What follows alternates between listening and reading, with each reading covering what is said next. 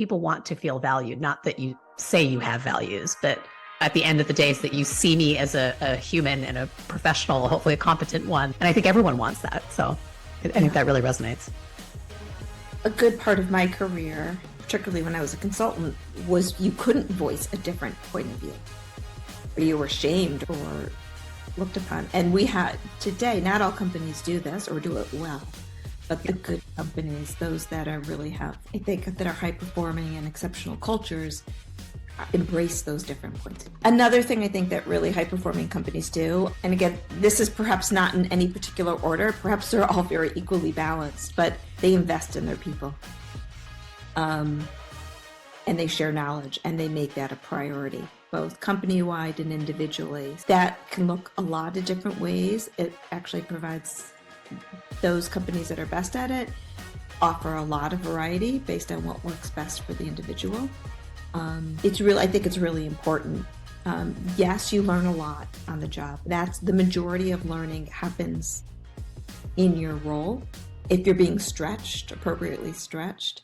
And again, I'm not thinking about companies where you're just running on a assembly line. I'm thinking about more consulting firms and high performing organizations. But they're really supportive of networking, they're providing very informative data and metrics to help manage results, what's working well and what's not. And they're investing in all levels of talent, not just their top talent.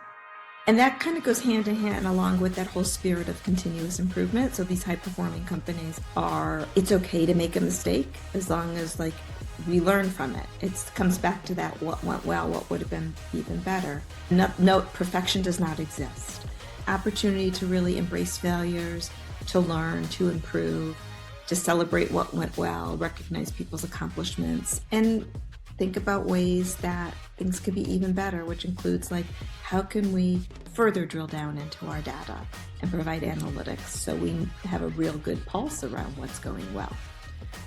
And then the last thing and then I'm going to turn it to you to get your thoughts because I feel like I'm talking too much. But the last piece of this is they really treat all of their employees like owners of the business. People feel like even if they don't technically have equity, they feel like they're an owner. They're incentivized to think, and ideally those, even if it's like a phantom stock plan, if they can have or an ESOP, an equity stock ownership plan, where they can have some ownership in the business, really makes a big difference. People will bring their best. It'll incentivize to really think like an owner and get a high return.